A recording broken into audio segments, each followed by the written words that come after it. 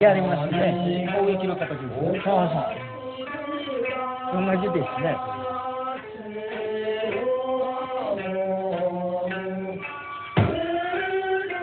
袖を隠すのはどういう意味ですか？袖をつける。やはりこれは袖をつかまる時の形をきれいにするためですね。だけどこの握り方は空手と同じですね。握り方ですね。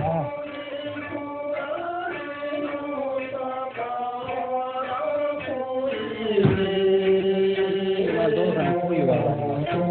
これは一つの意味がございますか？いや、それはここは意味はないんだが、この握り方ですね。これなんとか名称がありましたですよ。空手では稽古剣と言いますか。腰のくちばしと言います。そうそう。これも同じです。これ。それから足。空手の場合は足の幅が大事ですけども。Many of these dance movements are obviously related to karate. These blocking techniques, for example. これは似てますね。立ちもみ立ちですね。回るところの足使いですね。それはもう三鎮じゃないですか。そうですね。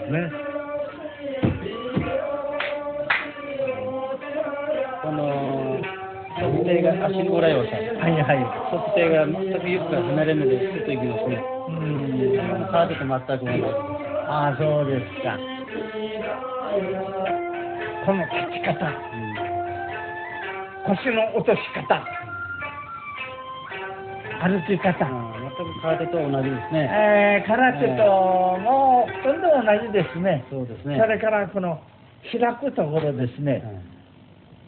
力を抜いてここで瞬間的に力を込めると。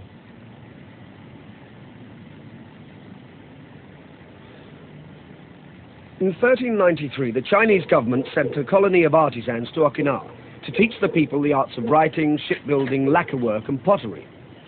The Okinawans already had crude pottery before the 14th century, but the Chinese potters added new skills and techniques. These, the Okinawans in their turn, developed and changed.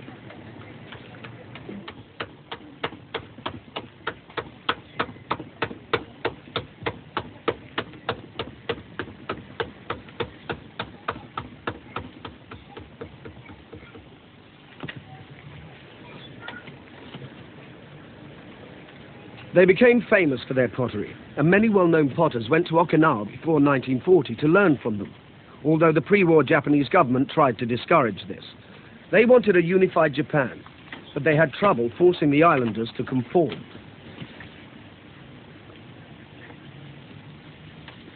The Okinawans cremated their dead and placed their ashes inside huge earthenware jars.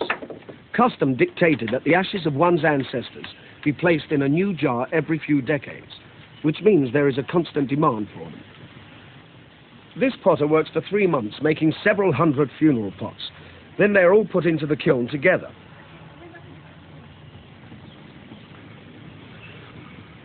Just as the Chinese guided the Okinawans in pottery, so they did in karate. Over the past 4 centuries or more, Okinawan fighting masters have been visiting the Chinese mainland and studying martial arts there.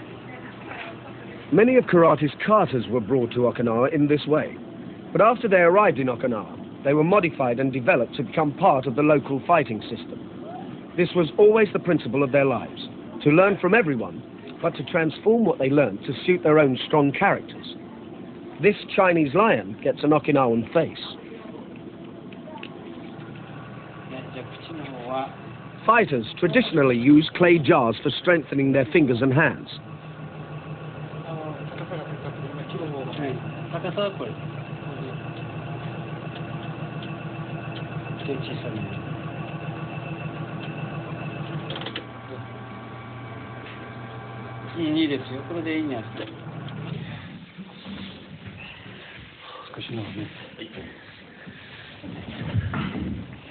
Every week, a small group of the most senior students gather to do body strengthening exercises and practice the most advanced karate skills.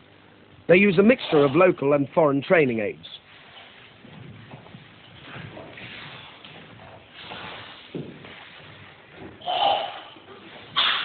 This loop of solid iron is an Hawaiian training invention. It weighs about 60 pounds. The people of Okinawa have always been stocky, with short, powerful legs, the physique of seafaring people. Karate matches their bodies, giving them a strength much greater than seems possible for their size.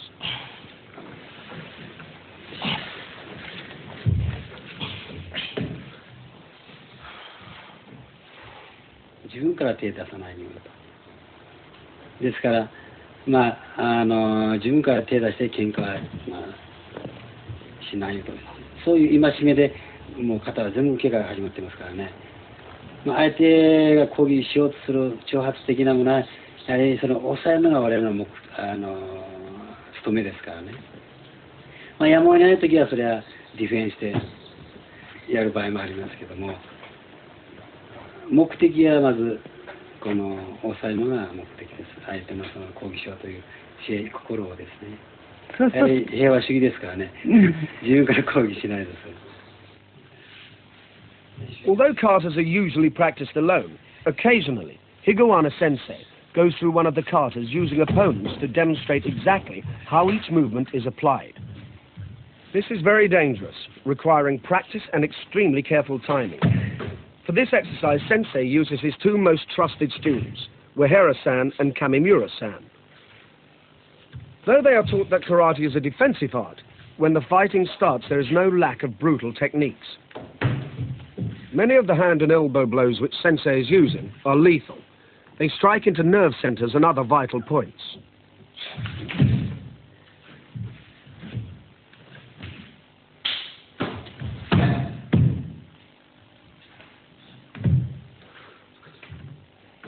The kick with the left leg is a feint, designed to pull the opponent down and onto the powerful right-legged kick.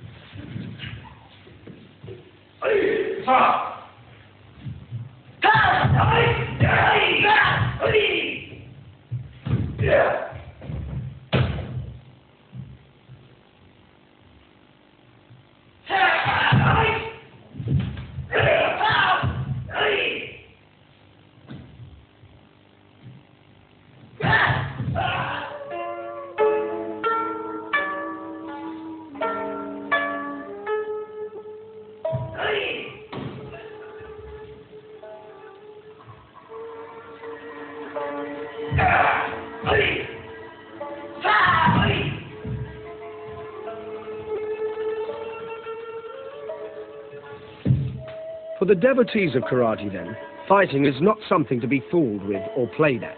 It should never happen. They train themselves relentlessly to learn the self-control which prevents fighting breaking out. Their tradition has grown up amid centuries of foreigners invading their small island. Its central philosophy teaches calmness and preparedness in the face of adversity.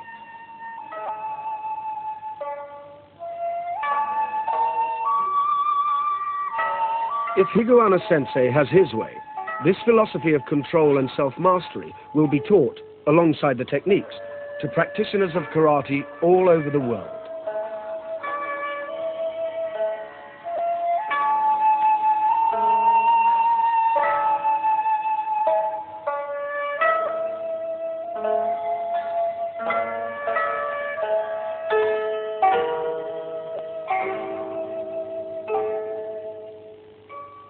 And it's Kung Fu, same time, same place, next week.